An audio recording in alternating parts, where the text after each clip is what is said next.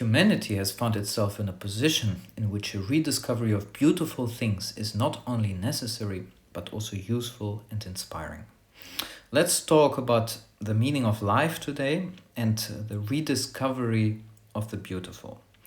This is a shortened version of a lecture I recently did for students of the music conservatory of Bolzano in Italy.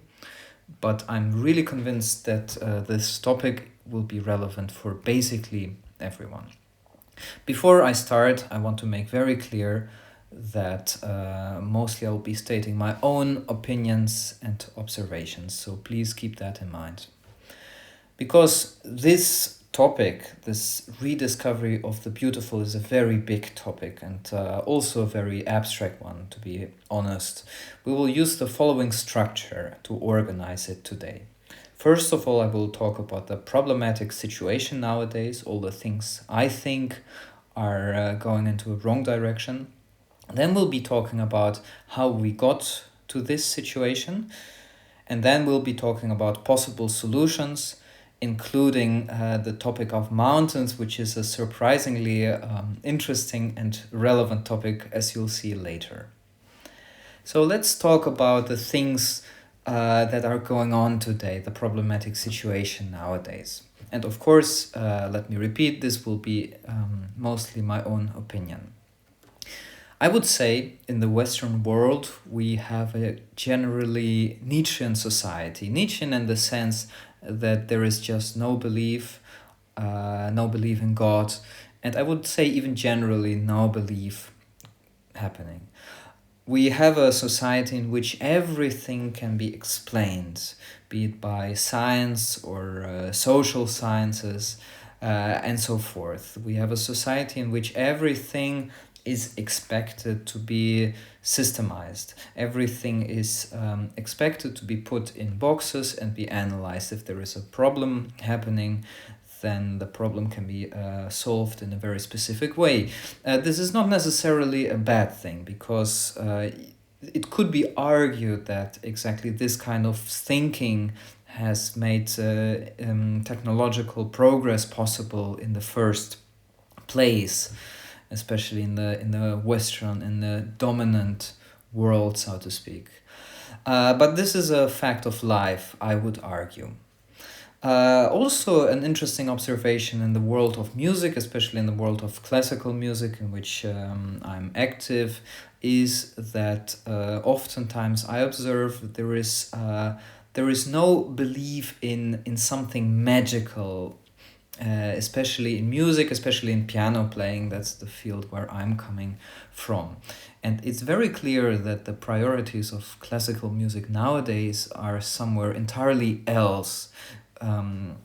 Where they exactly are can be argued, but there is less magic arguably going on than in older recordings of classical music, so to speak. I will come back to this topic later. Another interesting observation about the situation nowadays is that we are generally very free as a society. We are much more free than say 100 or 200 years ago. But I would honestly argue that at the same time we have become slaves. And we have become slaves to useful way of thinking will probably influence our surroundings in a good way. And we have a bad, let's say a more degraded way of thinking as connected to things we consume in our brains. We will probably influence our surroundings, in any case, not in a good way, and honestly, probably in a bad way. So the conclusion of this is that oftentimes, as I'm observing, we are escaping into existential sadness. That is something which I notice very, very often. And there is often, for example, a melancholy going on for a time that never existed. Arguably, that has been happening before in all generations and all ages, but a general observation is that this is happening more than it was happening before.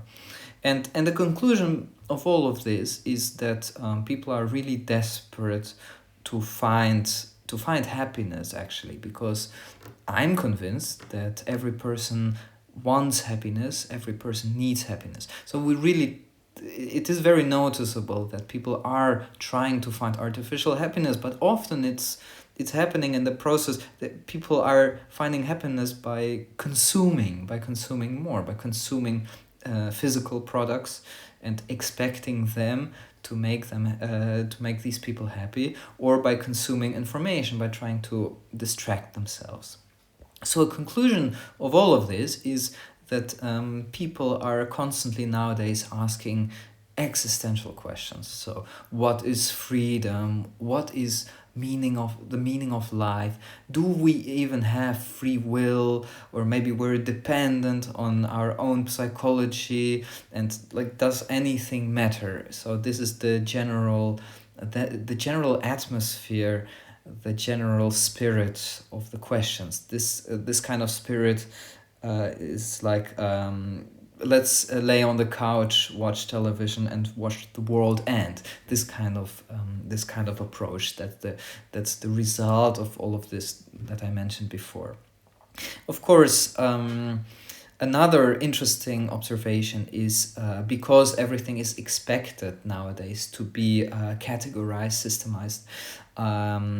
Oftentimes weirdly enough, people can be made more confused, because I'm very convinced that if you are a very smart and good speaker, smart in an ironic way probably, you can actually convince people of anything. And that also goes for politics. I don't really would want to touch that subject here, but there is this mindset that if you happen to be convincing enough, you can convince everyone of something. And that position can be sometimes quite absurd, but you can still be convincing. If you just stay at it, then you'll be convincing no matter what. And that's because people believe in arguments, people believe in objective, so to speak, arguments. So that's also part of the problem. And of course, at this point, I realized this is all very, very depressing and probably a much more negative view of the world. And especially, I don't like to condone a negative view, a negative worldview in general, but for the sake of my arguments, this would be all the bad stuff and the bad observations. Of course, there are good things in the world. There are always exceptions to the rules, and these things always happen. But all right, let's now think about solutions, because that's frankly where the meat of this lecture was. If you think about it, people in ancient times would probably, we don't know that for sure, but they probably would never have any time to think about existential questions like that, because they were too busy surviving, because they needed to work very hard. And if you talk about very, very old generations, they needed to hunt for food and so forth. So if you have a situation like that going on, you will probably not have any mental capacity, and just not have any time or desire to think about existential questions like that. So an interesting conclusion of this is that in a sense, comfort is actually making us worse. And that's an interesting observation, and that's an interesting argument I've also heard from other people, saying that actually comfort is not a very good thing. Because nowadays we try to make everything more comfortable, we try to find solutions, everything is more comfortable. But the question is that even good for us people? Maybe people are supposed to work, to be active all the times, and maybe all of this existential thinking is just a symptom of the fact that we are not using our own bodies and minds to the fullest capacity. So of course it would be interesting to research about how people hundreds and thousands of years ago thought about this, because obviously it would be difficult to know this for sure. But this is just a hypothesis. Another thing that's happening is that we sit inside all of the time, and we rarely go out to do real things and work physically. Of course, people still work physically, but the fact is that a lot of things, especially in our Western society, a lot of things we have to do are superficial. And these things can be things like working. We nowadays, much more than in the times before, we have work that is only connected to reality in a very abstract sense. Like if you take accounting, for example, of course, the work itself is a very thought-intensive work. It's by no means easy, but we don't even know what exactly we're contributing to. We are contributing to layers and layers of rules and abstract thinking. And that probably also has some effect on the human mind. If you think about it, if you do something and if you spend a big part of your day doing something and you don't know exactly what your work is going into, you don't see the results of the work in the same sense you would see results if you would, say, make a table or create something with your hands. And probably that also has some kind of effect of on our mind, that we are trying to assign other meanings, and then we get into a situation in which we live in almost in an abstract world, in our own imagination, because we're trying to interpret what we're doing, and things become much more complicated. Arguably, you could say that probably will not have a good impact on human brains. People becoming confused and so forth.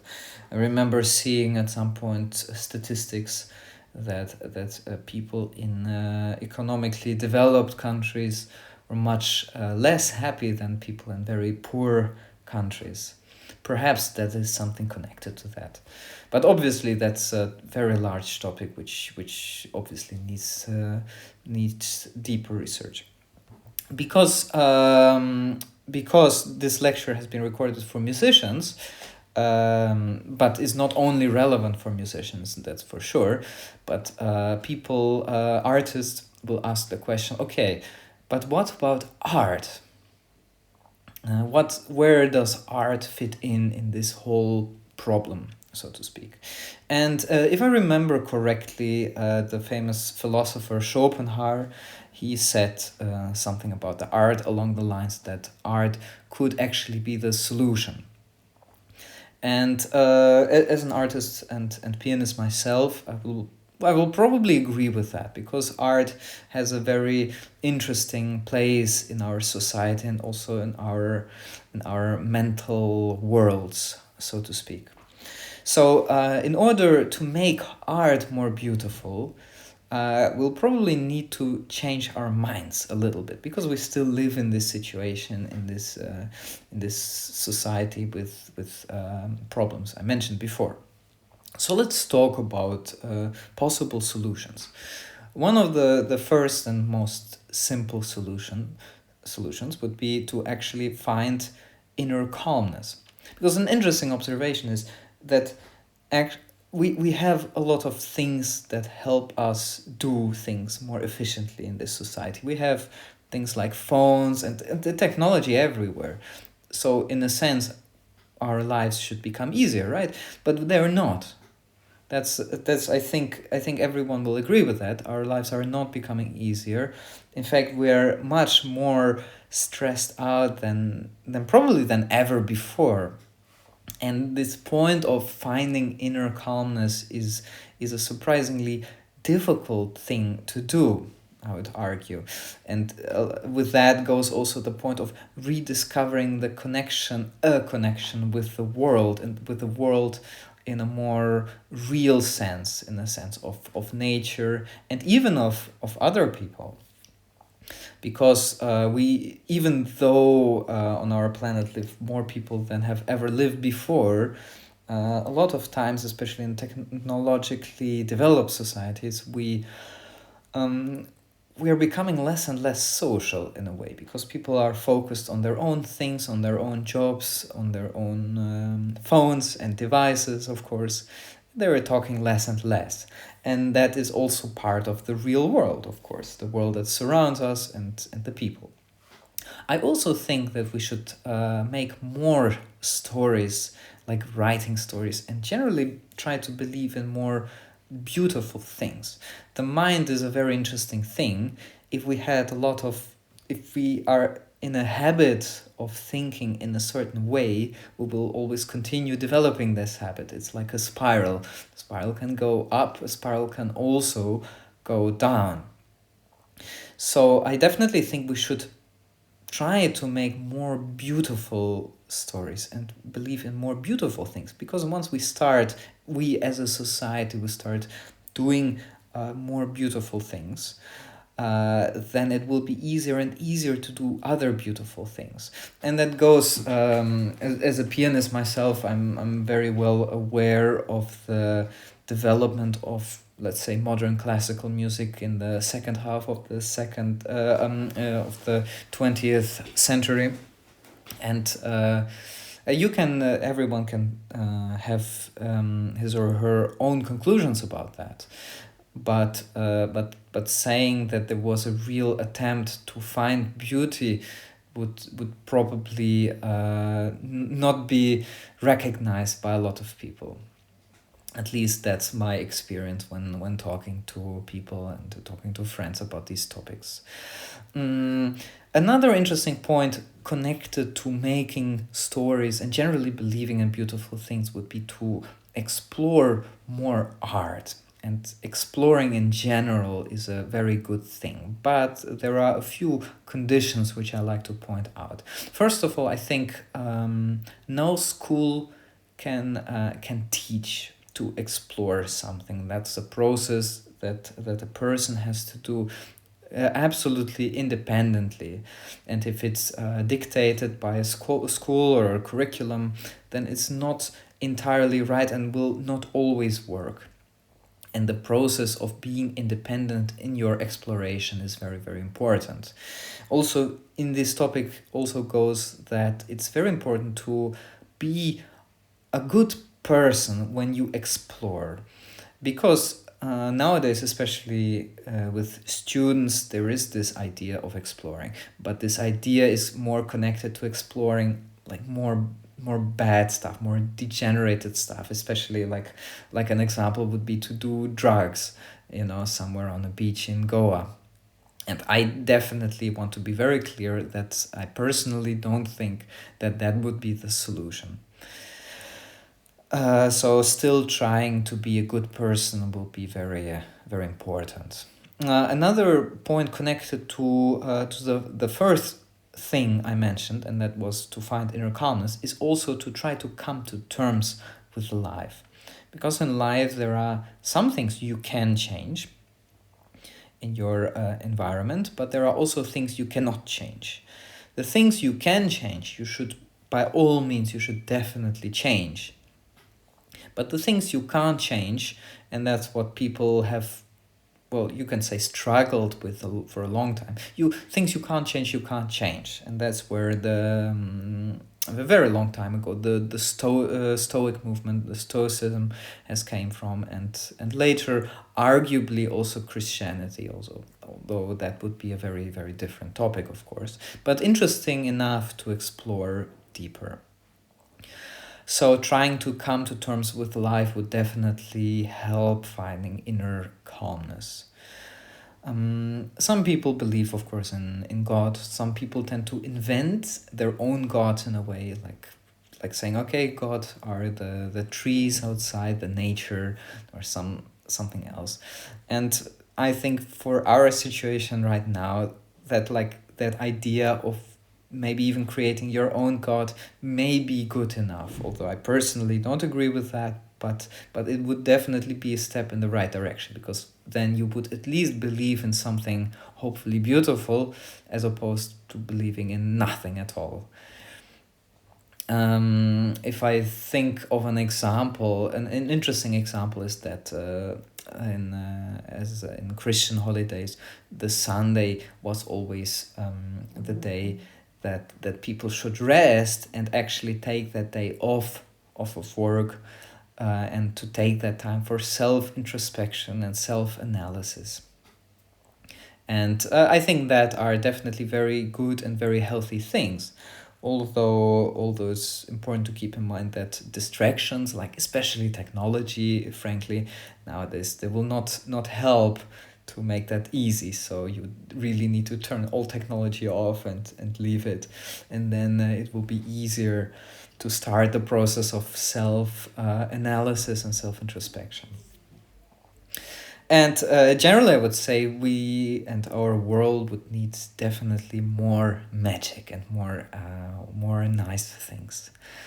If I talk about God, a very interesting thing would be the fact that a quote by a famous philosopher, by Nietzsche, we actually said God is dead, because before I referred to our society as Nietzschean society.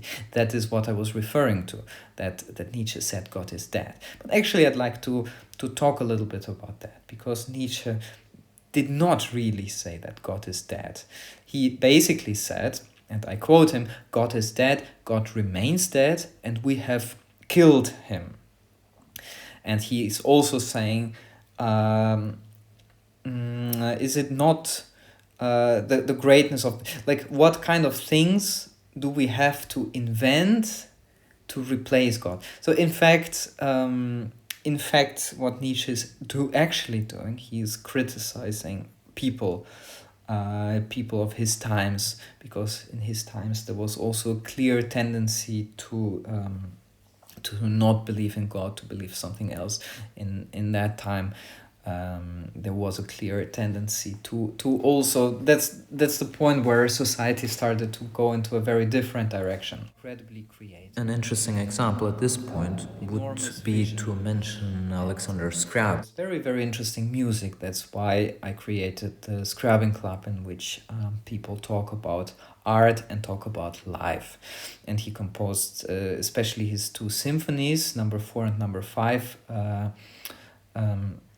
Number 5 being Prometheus is very famous in that regard, because he actually composed it with a color accompaniment and also with a philosophical accompaniment. So Scriabin would be an interesting example of someone who not only was creative and groundbreaking, but also the Prometheus symphony. Prometheus has also a connotation with in a sense revolting against God, and even trying to become a sort of a god himself. So I want to be very clear. I'm in no way suggesting to invent your own religion or a cult, because occultism is also probably not the solution, even though it would be not that far-fetched. But cult-like followings have other dangerous fits, which we have often observed, leading people kind of into a very different direction. So you could say that our modern world has modern illnesses. Another solution which I'd like to point out is a very simple one. Just read more books, because books, at least in my opinion, they're very good for your imagination, because you read basically a text, and not everything in that text is clearly chewed out for you, not in the way a movie is. But when you read an interesting book, it can be any kind of a book, you inevitably at some point start using your own imagination, turning these words into a picture, into an abstract model of that. And I think that process is certainly very, very good and very, very healthy. So reading books is something terribly underrated nowadays, because it's frankly easy enough to get distracted all the time. But reading books is a very good start, especially for artists who are essentially doing creative jobs, creative things. For them, it's highly useful. Let me talk about mountains for a second, because mountains, the lecture was also, the lecture I'm talking about now, it was also held in the mountains in northern Italy. And yes, mountains are special for a lot of people. If we say, for example, if we mention the name of the composer, Alexander Scriabin, I mentioned before, he really envisioned his grand work to be performed in mountains. But also if we take, for example, during this lecture, you've seen pictures by Nicholas Roerich, for example. He lived kind of at the same time as Scriabin. He traveled a lot in the mountains and was very inspired by them. Or if you take a famous writer, for example, Lovecraft, they also always had a connection to mountains. Mountains symbolizing something high in a literal way, but also something mysterious, or also high in a spiritual way. Also, of course, mountains have, especially high mountains like the Himalaya mountains, they have a difficulty to them, in the sense that it takes very good physical preparation to be able to climb mountains. And there is a saying that actually in difficult situations you actually find out who people are, and then people show their real faces, as opposed to when everything is comfortable. Of course, we'll also think about this famous picture of Caspar David Friedrich, the wanderer above the, what was it, the sea of the mist. And it was a perfect romantic idea, before romanticism as a movement evolved or devolved into something very different. That's a very complex process, of course, and it's impossible to summarize or to philosophize about what happened to romantic movements after we transitioned into the 20th century. So that would be an interesting topic for another time. So some other solutions to this problem, which I've been talking about almost for half an hour, would definitely include to consume less. I made an accent on the topic of consumption before, to actually consume less. As a musician, I made a very interesting experiment, and that was actually to stop listening to music, to stop listening to background music, to music, I don't know, on streaming platforms at home. Just stop listening to music. And because if you stop listening to music all the time, then something very interesting will happen. At some point, your ears will become more sensitive to music. You will be actually able to hear more things. I'm sure you've noticed that nowadays people, for example, in cities, on the streets, they always walk with headphones. They always wear headphones listening to something. And I'm not always sure that in the situation when you're going somewhere and you're listening to some music, you're able to really concentrate on that music. So I would say most likely people listen to music just not to listen to silence or background noises.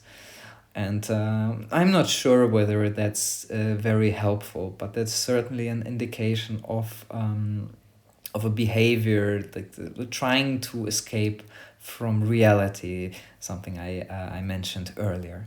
And of course, I want to repeat that the process of discovering what you personally like and to actually generating a sense of initiative, that is very, very important, because I think nowadays there are a lot of people becoming more and more passive. Probably that's connected to the fact that they're consuming a lot of things But it's very important to have this sense of initiative, to actually want to want to do something, want to create something, and even desire in a sense is not a bad thing, especially nowadays. But desire for something higher, for something greater. All right, this is it for the summary recording.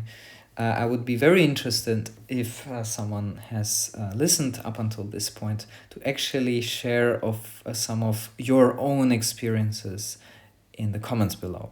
For example, did anyone have a situation in their lives where they experienced something inexplicable, something you cannot explain, and perhaps anyone would care to share that.